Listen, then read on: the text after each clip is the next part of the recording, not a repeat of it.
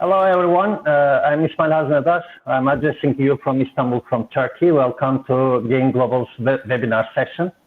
And today with us, we have Rania Haddad from Beirut, from Lebanon. Rania, welcome. Thank you, Ismail, and good afternoon, everyone from Lebanon.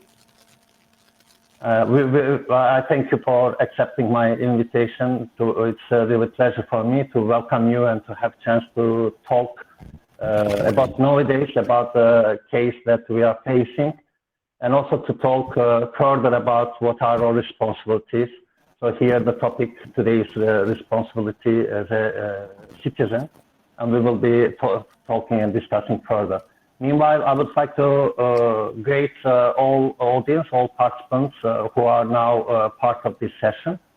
Welcome to our session. As you know, we have a chat room and it's open for your welcoming and greetings, as well as we will be glad to hear your questions. I will be directing them to Rania so that we have chance to address your questions. This video is recorded, and later on you may have chance to replay as well and share through your social media and expand the message. Rania, welcome once more. I'll be glad to hear a brief introduction about yourself. Could you tell us more about Rania Haddad? Yes, thank you once again, Ismail, for inviting me. It is definitely a privilege for me to be with you, and I would like to congratulate you on this noble initiative that you are doing for free, for not only the people who are members of Gain Global to benefit from, but it is like a public and a free event, which you are also investing time that you might be doing other work or be spending time with your family. So keep up the great work. So I studied computer and communications engineering, and I then completed a degree in a master's degree in business administration, and worked for several years in web development.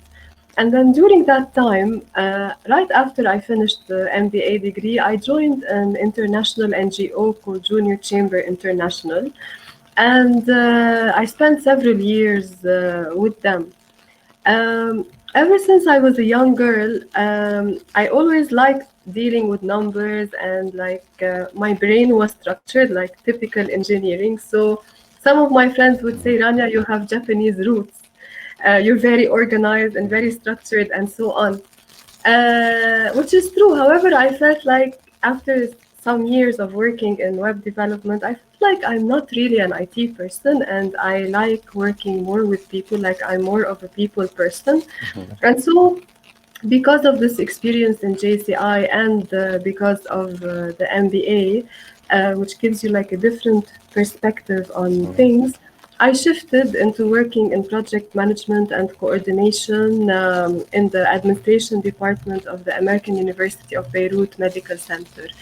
And I've been there for the past few years, and that is it basically regarding my professional background.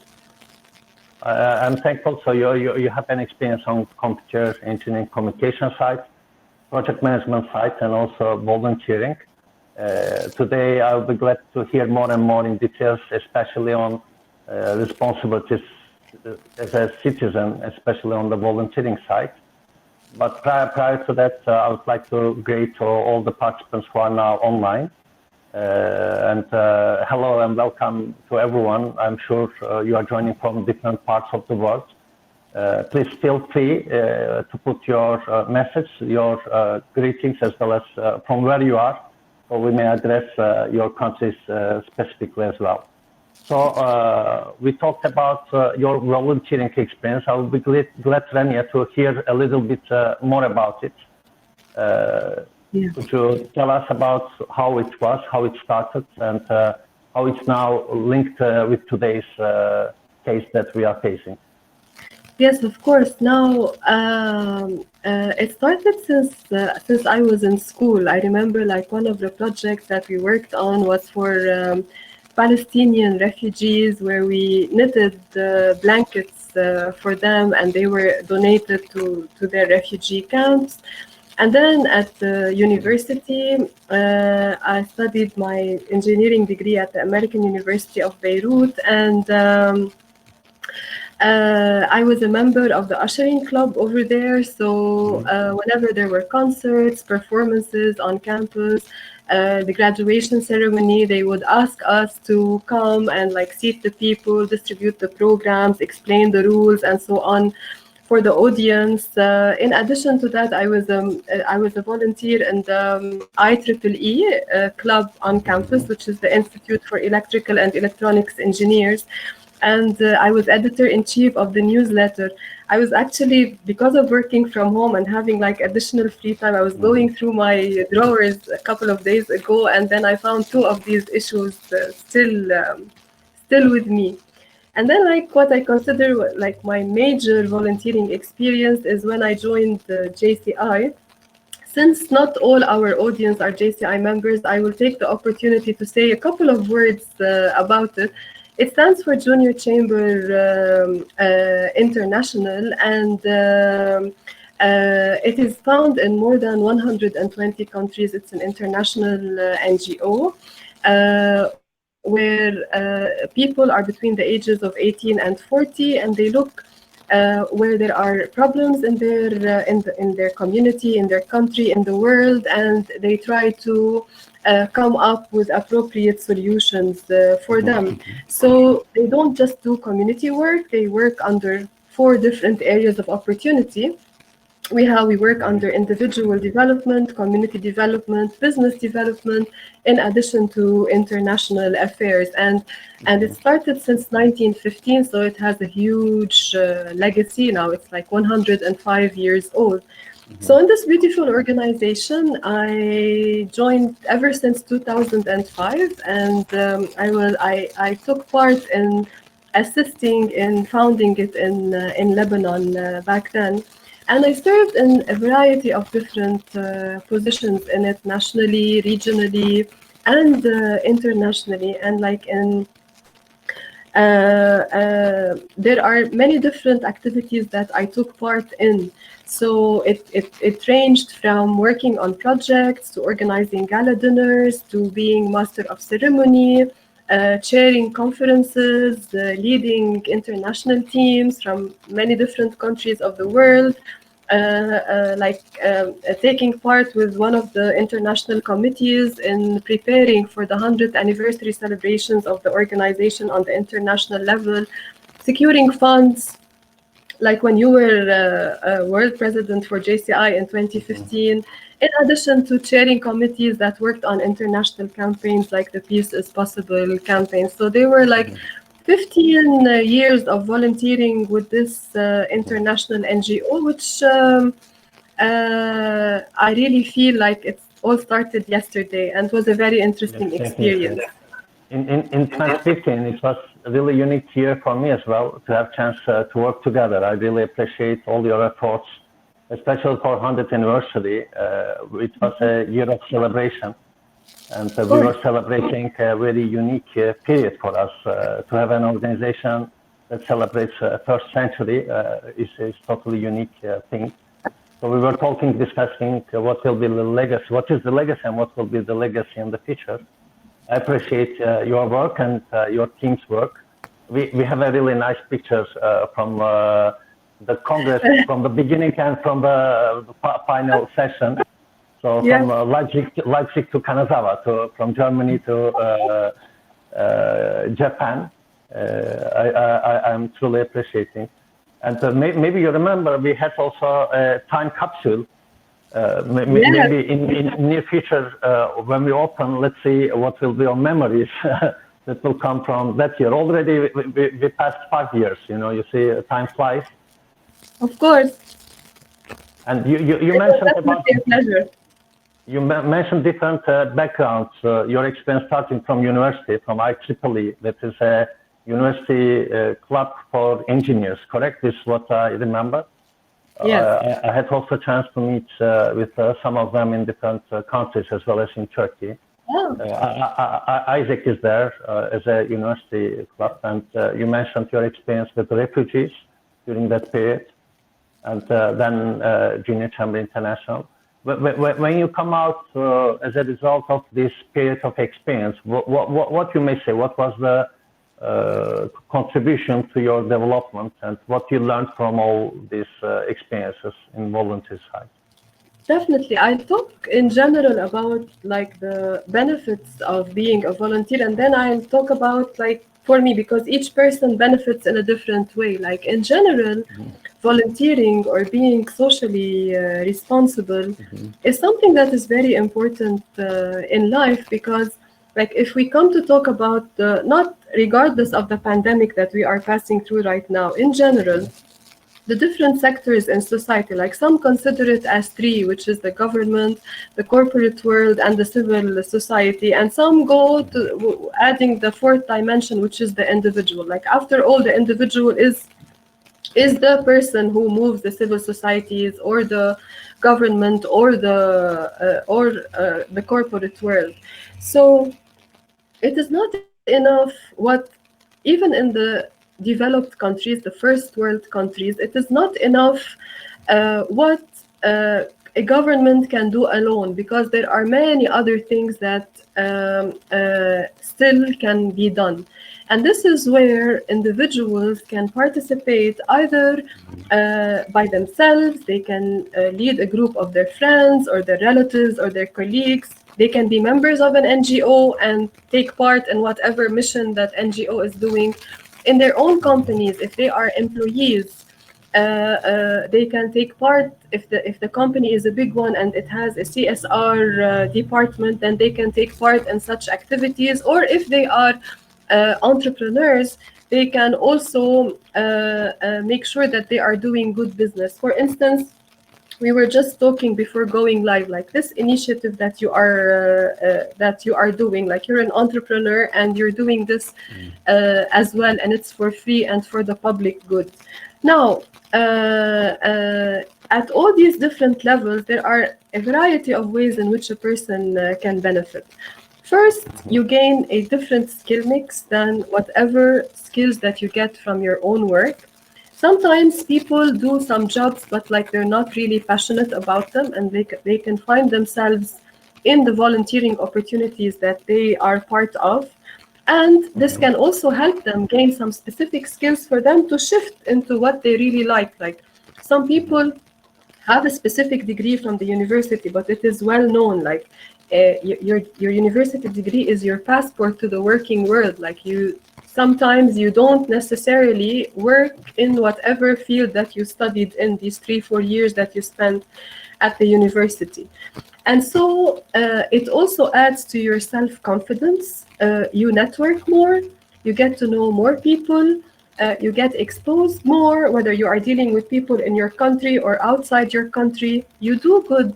And it is always like, I like the saying by Aristotle where he says that the essence of life is in helping others and in doing good.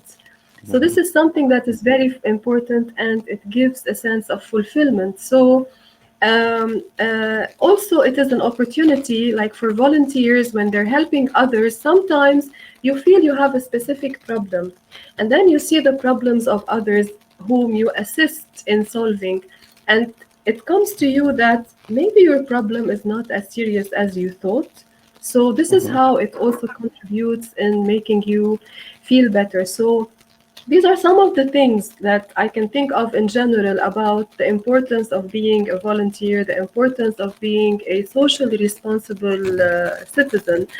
Now, for me, originally, I'm a very shy personality.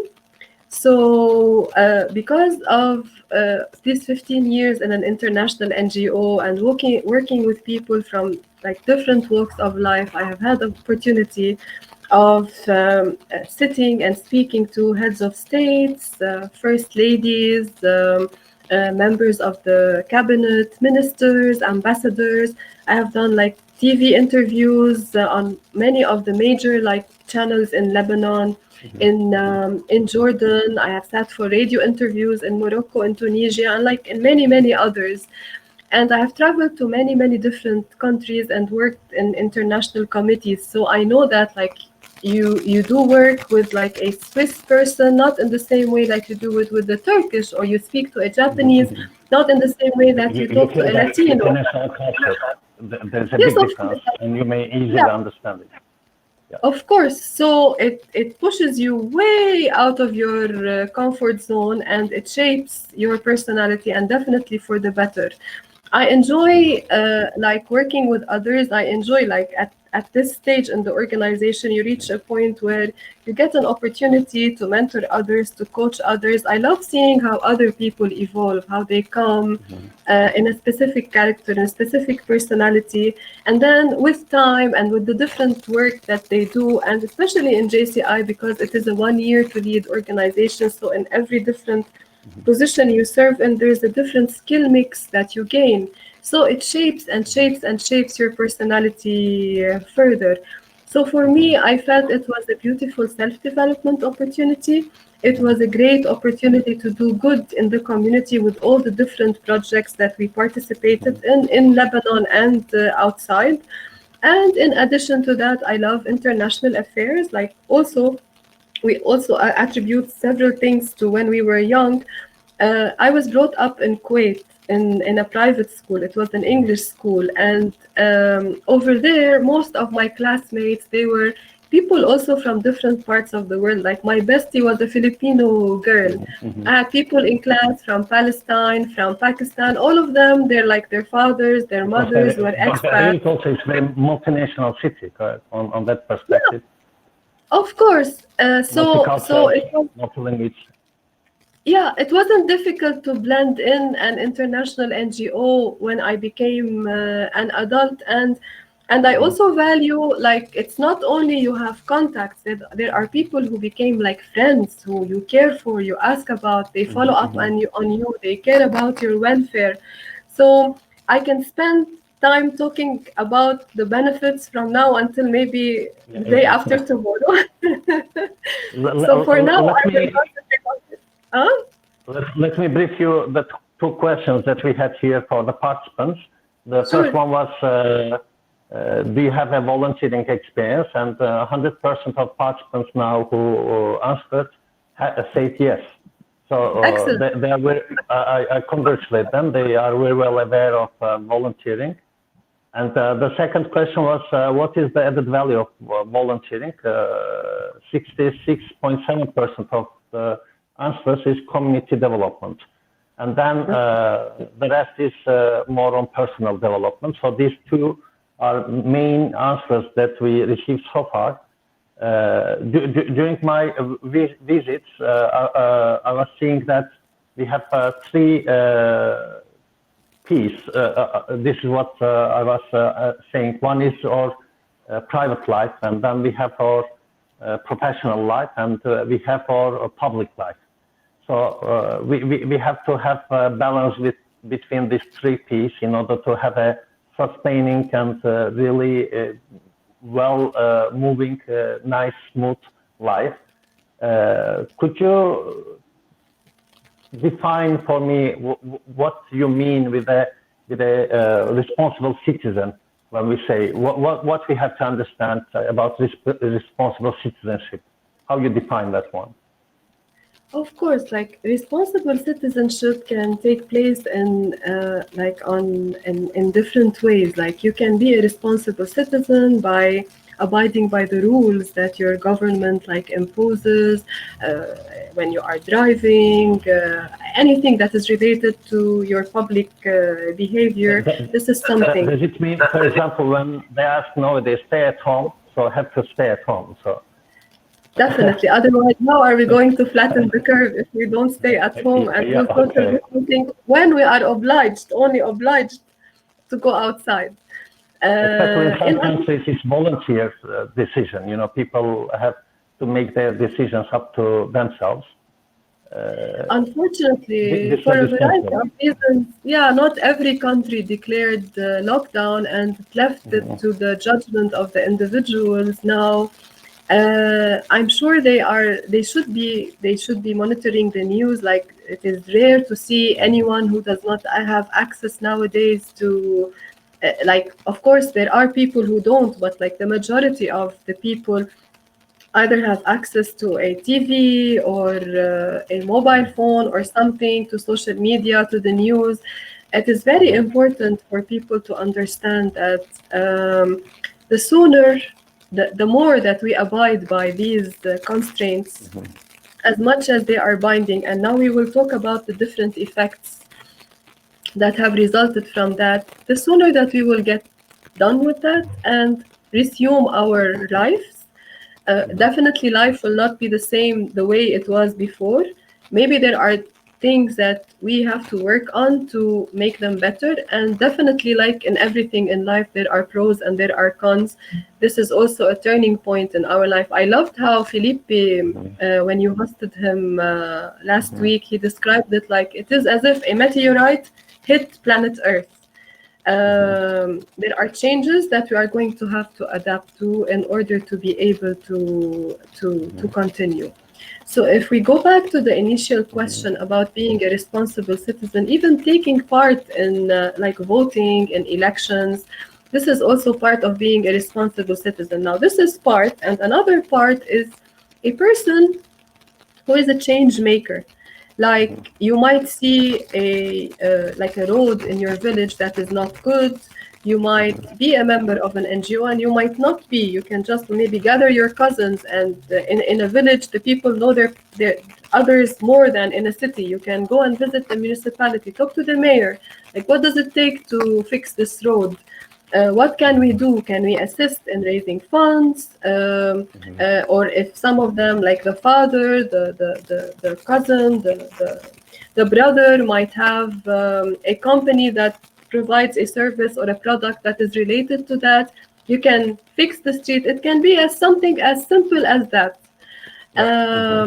In addition to being active members of NGOs and taking part, being individual, doing we call it individual social responsibility, or ISR. And I was reading this very interesting, I always refer to this article from Harvard Business Review. I once read that in one of their studies, it turned out like among the most successful CEOs are people who were volunteers previously. If you come to think of it, Ismail, you are a business owner and you have employees who work with you, and you have been extensively involved in NGOs. Now, as a business owner, or as a manager even, you know that the employees are, if they want an increase in their salary, if they want a promotion, if they want further exposure in the company, if they want to have a future career, then they're going to have to do their job. However, when you are dealing with volunteers, in many countries of the world, there are many NGOs and there are many other things that people can do in their free time that might be more engaging for them. So it's very simple. If they don't like what is going on in an NGO, or what is being worked on, or how they are treated, they can very simply just turn their back and go. So it is much more difficult to deal with volunteers, to keep them motivated, to maintain, to retain them. And in the process, you gain a lot of skills.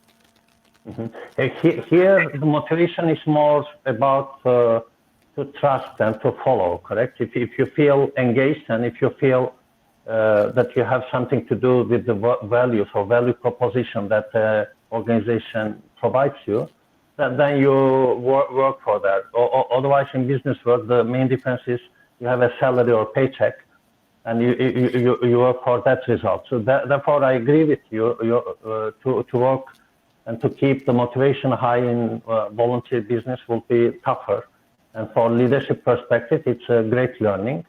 There are also two sides, as you mentioned, the individual side, individual social responsibility. And in corporate world, so we are talking about corporate social responsibility. So these are also aligned with each other. They work together. How you will define that? Yes, of course. And there's, in addition, there's one more important thing. Like when you are a socially responsible person and when you do such projects, ultimately, if you also have interest in becoming a politician or a diplomat, then you can become a better politician and a better diplomat. Because what is a mayor? A mayor is an active citizen who works on bettering the village or the city that they are responsible for. This is exactly what a socially responsible citizen who volunteers and takes initiative does. So with experience, all the skills that you get in dealing with people, the exposure that you get, talking to partners, talking to sponsors, doing TV interviews, and so on, it makes you a better person to serve in such political.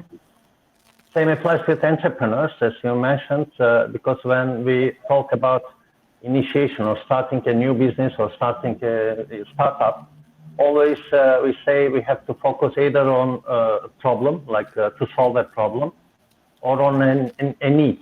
If a community or if an individual or customer client has a need, then entrepreneur comes out with a new way that fulfills that need or solves the problem. And purely, we may name then entrepreneur as an initiator or someone who takes that responsibility, ownership of creating something better.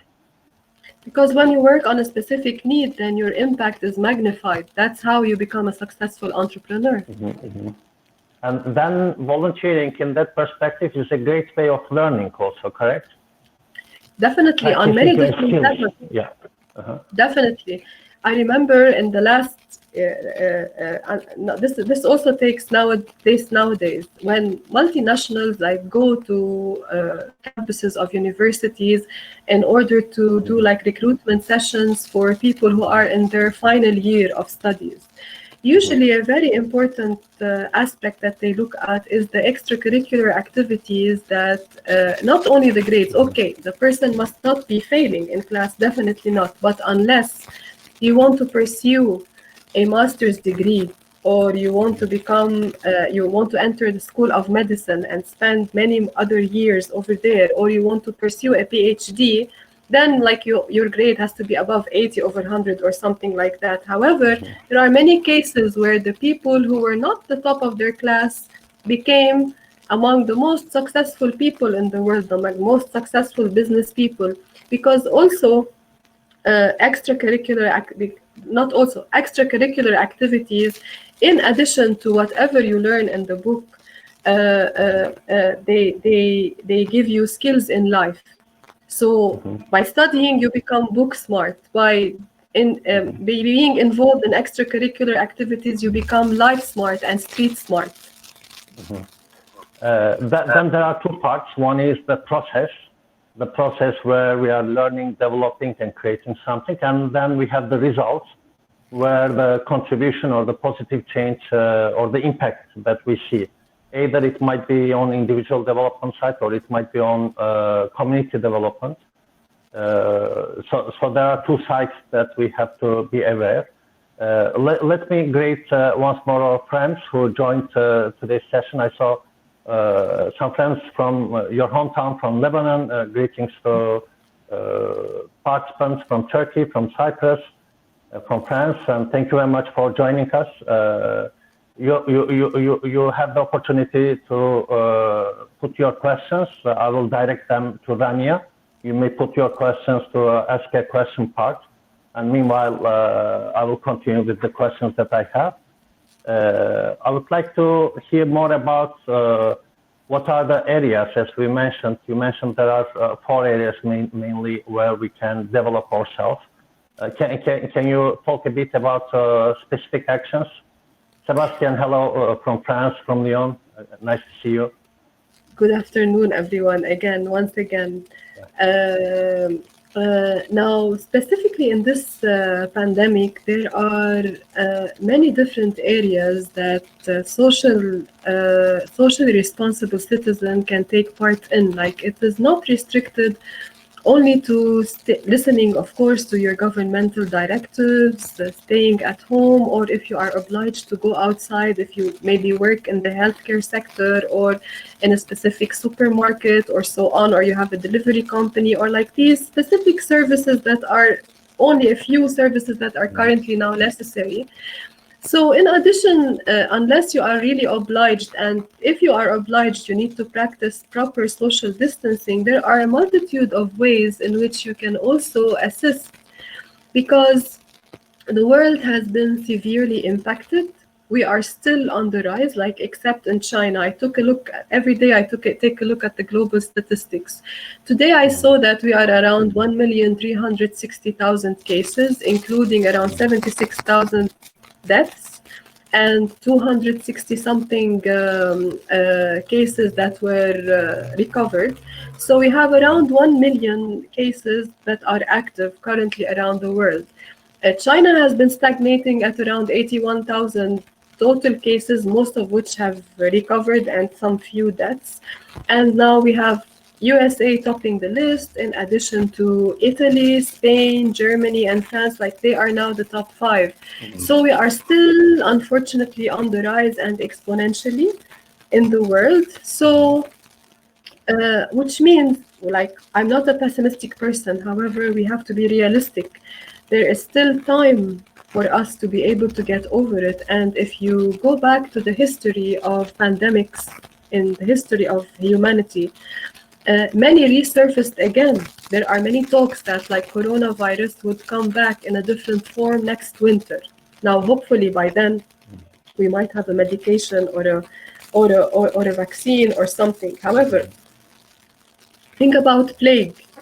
It started many years ago, and it has been developing. Like, the more people spread around the globe, the more trade there was, the more traveling there was, the more pandemics, it was easier for infectious diseases to spread and to go around. Plague hit humanity in many different times. If we just look at the past century, we had 4 major pandemics. We had the Spanish flu, which came in 1918, right after the World War finished. And the troops were they were going back home after the war, and this helped spread it more. And then we had around like 50 million deaths back then. And then we had in 1957 the Asian flu. You have the 1968 the Hong Kong flu. And look, all 3 were only flu. And look at the devastation they did. And there were like 1.1 million deaths for each of them. And then in 1981, you have AIDS, which killed around 25 to 35 million people. So we will always have pandemics. This is not new, and many of them resurface. We still have AIDS, like maybe not everyone is dying from it. Maybe now there are like before, but now there are medications that maybe make it progress much slower than now before, but like the problem hasn't been solved. You have cholera. Cholera has been eradicated in most of the first world countries. However, you still see cases of cholera in third world and underdeveloped countries. So there are many ways in which socially responsible citizens can work, and definitely no matter what government comes up with things, there are things that we can also do. So I try to think of... Can you also share some examples, Rania, that you see, or some examples, because there are different perspectives, like it has an effect on the health side, mental side, economic side, equality side. There are a lot of sides. How is your observation there? Do you have some examples, some activities that you see that you may share? All over the world, there are many activities that have been taking place, from like big companies shifting into, like, for instance, Louis Vuitton announced on March 15 that they are switching their perfume production line into producing hand gel sanitizers and distributing them for free to the French healthcare authorities. Clarence, they also started manufacturing hand gel sanitizers, in addition to whatever other products that they are doing. And also they donated it not only in France, they sent to Italy, and they started sending to other parts of the world. We have, like, I can even give not only about big companies, like in Lebanon, We have, for instance, Spinny Supermarket. I was really impressed with all the different initiatives that they came up with, and keeping in mind that it is a supermarket, so it is somewhere that it is time for them to flourish now. Like they don't even need to market themselves. They don't even need to do things to bring people to them, because people are already, some people are panic shopping, some people are overstocking, and like supermarkets are really heavily in demand. So among the different initiatives that they did here, for instance, they allocated from 8 till 9 a.m. Only for the elderly and for pregnant women to go shopping. There was a certain time before our government enforced a curfew that by 7 p.m. every day everyone has to be back home, unless of course you're a healthcare worker and so on. They opened 24 hours so that they would dilute the congestion during the day. They have this loyalty program that existed before the pandemic. They would do posts on Facebook like, show us how creatively you are spending your time during quarantine at home, and you would get an additional points on your loyalty card, like for the most creative way. So this is a way like among the I can give many different examples. Like economy has been hit very hard, so it is time to see how to support SMEs, to support like big companies. Maybe they can consider, instead of laying people off, maybe consider paying less, like less salary. People who are being laid off, like in some countries in the world, like USA, they pump $2 trillion in their economy to assist such cases. In Canada, they are giving monthly allowances, and in many other countries. But this privilege is not available in all countries in the world. So instead of like these people having to go and get bank loans because they now ended up without having a salary, maybe the company can get, if it's a big one, they can get its corporate rate to get a less interest and let these people benefit. Your initiative, you are doing these free webinars in which the topics, like I attended the last 4 webinars that you conducted. That of Chiara was about leadership in turbulent times, which is something that we need to hear about nowadays. Of course, it is something to help us go through what we are going through. And there are others like Felipe. Felipe talked about question about the leadership side also. I'll be glad to direct that one. And Annalisa is asking about the leadership role of nowadays. And the question is, we are seeing weak leadership around the world. Leaders elected democratically who are possibly a danger to democracy. I feel that responsible citizenship also means standing up for the things that are right, standing up for the poor and the refugee in society, and protect those who are more vulnerable, who are not treated well by laws or by institutions. Meaning sometimes disobeying the rule of law. What is your take on this? It's a topic about the leadership. What are their responsibilities in your perspective during nowadays? The government side or the people, the active citizens? The leadership side, yeah, the leadership side, the responsibilities of the leaders, yeah. Definitely, it is total chaos around the world. Like some governments maybe took action at the appropriate time, and maybe they have the luxury, as I just mentioned, that there are benefits that they are giving the people who are being laid off or are earning less money and so on. But there are others who maybe could not afford to do that, and some of them, even for economic reasons, they were late in declaring lockdown. Like if we learn from the different pandemics historically, the earlier, like all researches and statistics say that the earlier the lockdowns, and lockdown is not new, they used to do lockdowns before. So the earlier the lockdowns took place, the easier it was and less time consuming it was for the economies and the people to recover later on. And because like in some cases we have the political leadership in countries took appropriate decisions, and in other countries, even in first world countries, not all of them took the right decision at the right time. That is why, decisions, different of course, ways of dealing with it, right? of course, that is why there is a heavy responsibility on social citizenship, on responsible citizenship right now to make up, take care of the vulnerable. There are many refugee communities in many different countries in the world. Refugees, like imagine, like of course, in normal days, it's a crowded place usually.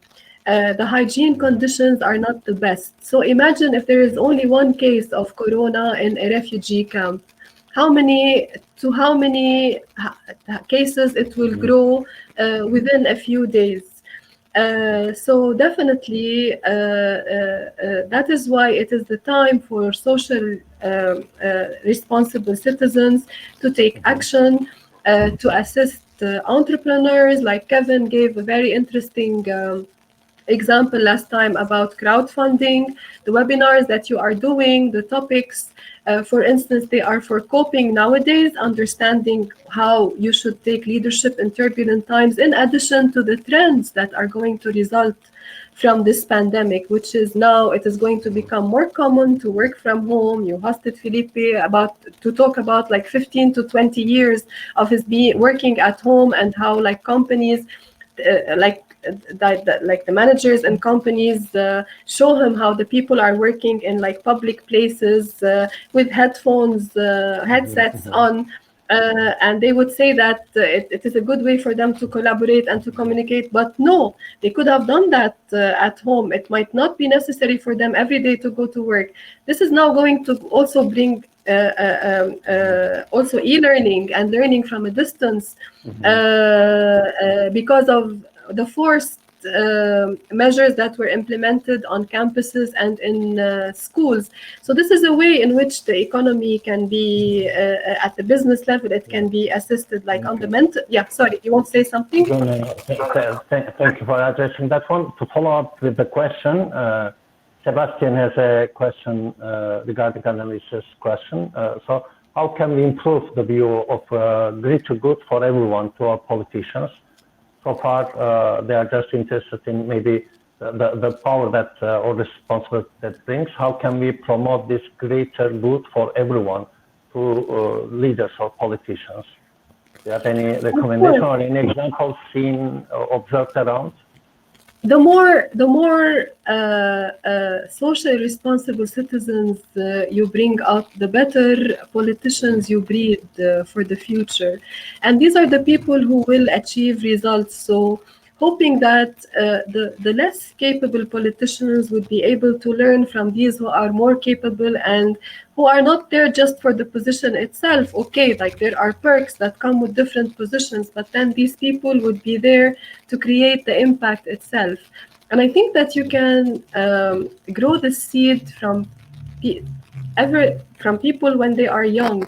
There was this nationwide campaign on one of the local TVs in Lebanon on a Sunday, where they were collecting donations for all sorts of. You would call and you would say that I would like to donate a specific amount to this hospital or to that medical center, all over Lebanon, in addition to the Lebanese Red Cross. And I remember that, and during the day they would be hosting different guests who would pump the people up and encourage them. And then in one of there were at least 3 calls which really attracted my attention. There were 3 fathers who called and said that their kids, they're not like old enough to speak on the phone on TV, but their father spoke on their behalf and said that their kids broke their piggy banks and donated the amount that is inside. Now, if you're raising your child on such a spirit from their early years, can you imagine when they grow up what would become out of them? So I really do believe that being a socially responsible citizen is also a school for politics, for bringing up better politicians and better leaders. Also, can we see nowadays more the importance of collaboration of three sectors of society. Usually we talk about we have the government, we have business, and we have civil society. So this true period that we can overcome this kind of chaos or crisis through collaboration of three sectors. There's no way that only one part can accomplish that one. Also, we have to have involvement of business, civil society, and also government to work together. It is very important that all of them, because every single hand is needed now, because we have a huge problem in the world that needs solving, and everyone is invited, encouraged, highly recommended to take part. Whether you're a government in doing, giving directives and coming up with decisions that are not only in the best interest of politics, because now it is humanity at stake, the whole mankind. And the whole global economy. It's not like if you're the biggest or you're the smallest economy in the world, so you are obliged to work. If you are a business and you want to sustain, or you want to be able to continue, you are going to have to take part, and you have to be part of this. Because also, as a business, in such times when you do good to your clients and the people who you provide services to, when things go back to normal again, they will always remember you, and you will be cultivating more loyalty from them. For instance, for me, I will never forget the initiatives. Like, I don't go to Spinneys always, but like, I will never forget all the initiatives, all the creativity that they were putting into this after this thing is over. And definitely, as an NGO, this is definitely the time to work and to assist. In addition to the economy, in addition to, there are many people. We are talking about the mental side as well. There are people who already have anxieties, who have depression, who have different types of mental disorders, and coming and putting them at home with financial problems. Maybe they don't get along with all their family members. Maybe they don't have the luxury of a big home. This makes their situation worse. So we need to tend to this as as NGOs, as companies, as whatever, even as governments. There are cases for the physical well-being. Now people are sitting at home, maybe they are overeating, there is lack of movement. If you come to think of it, there are other medical conditions that are going to result, because now you don't really go to a hospital, even if they are treating corona cases on a separate floor or in a separate building, because you really consider that it is like a source of contamination. They have to focus on that.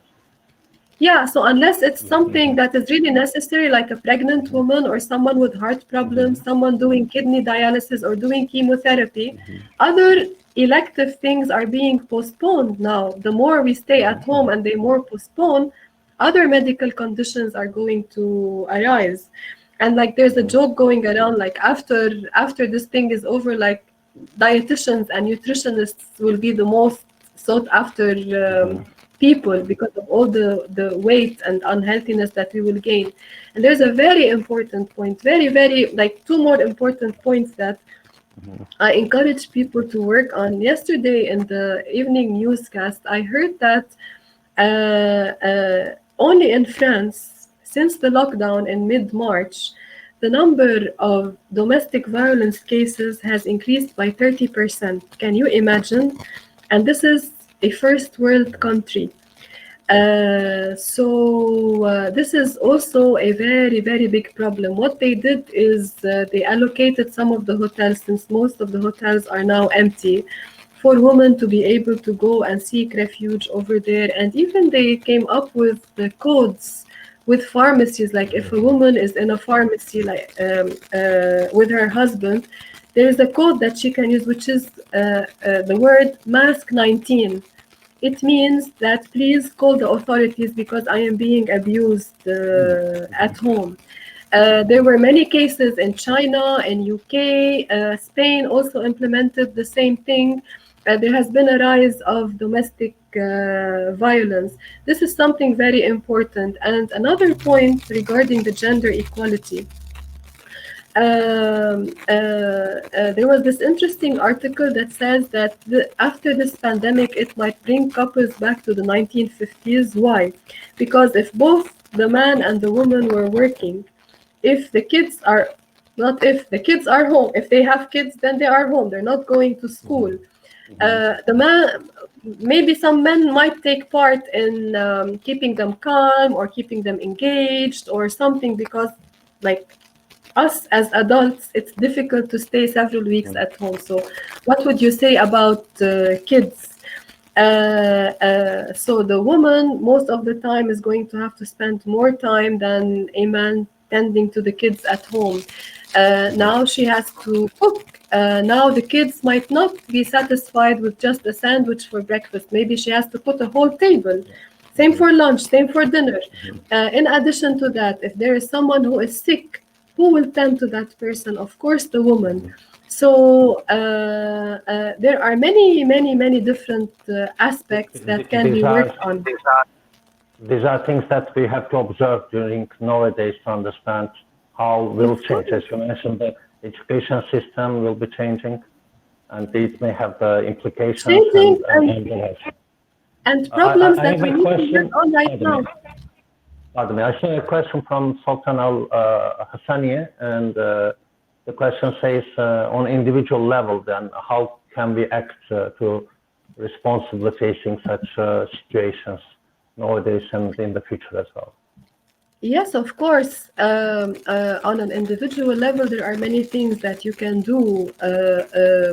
Maybe you can tend to if there are elderly people in your community or vulnerable people, maybe you can manage to have deliveries done to them from different supermarkets for their needs and so on. If you are a member of an NGO, you can come up with initiatives like that can fall under any of these four areas that we talked about, and there are other many different areas that you can work on.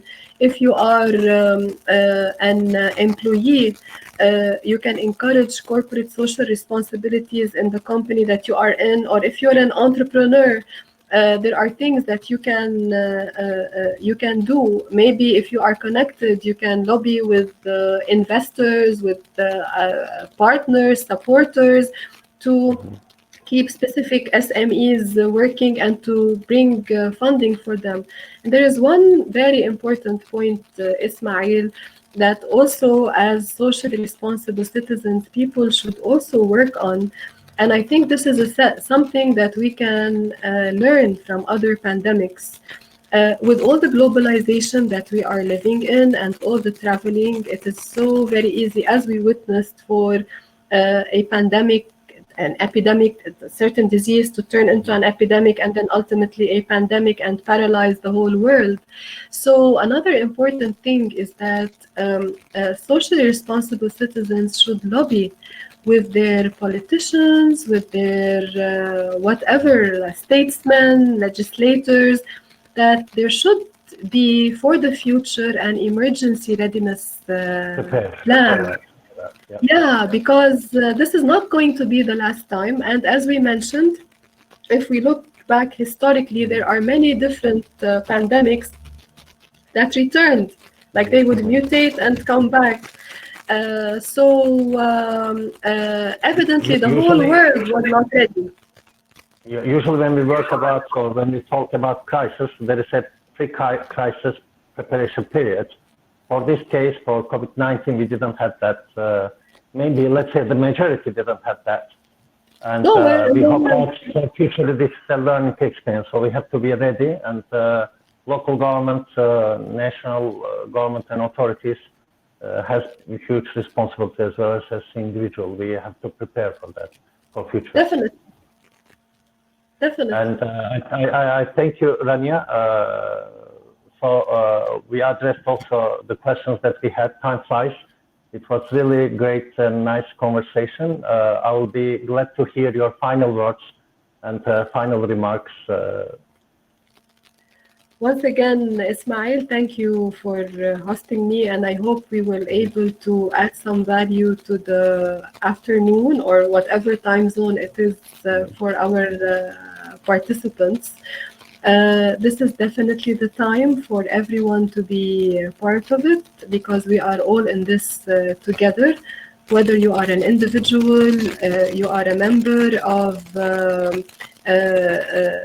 an NGO, you have a company, or you're an employee, everyone can do something at their own level. And don't think that you are a drop in the ocean because, after all, an ocean is made up of many different drops of water. So thank you very much. I encourage you all to stay safe, use social distancing, and it was a pleasure to spend some time with you this afternoon. Thank you, Ismail, and keep up the good work that you are doing also. I thank you, Rania. Really appreciate your time, your recommendations. This was crucial to have the opportunity to share, and this is the way how we are contributing nowadays by communicating with each other and also by sharing the examples. So we keep as possible to make these webinars keep the continuity. We'll be glad to welcome in near future some guests. The next session that we have will be on Thursday. We will be talking more about remote working because nowadays we work from homes or from far away from the places we used to. It will be really nice to strengthen our skills on that topic.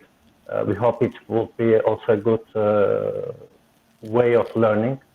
I'll be glad to welcome all our friends to Gain Global. You see the Join Gain Global button on the screen. It's an open platform where we can hear more about your experiences you may share. Also, you'll be receiving information about the events that we are hosting around. I thank you for all participants who joined us. I saw also Alma. I greet also the Nordics with that perspective. Thank you for being part here. And see you and talk to you soon, hopefully. Video will be in short time, hopefully, ready for replay. We'll be glad if you have chance to share whatever we shared now with your friends. Rania, thank you once more. It was a pleasure to have opportunity to talk to you. And keep safe, keep healthy. Hope we see each other around the world soon. Hopefully, fingers crossed. Take care. Thank you. Take care. Bye.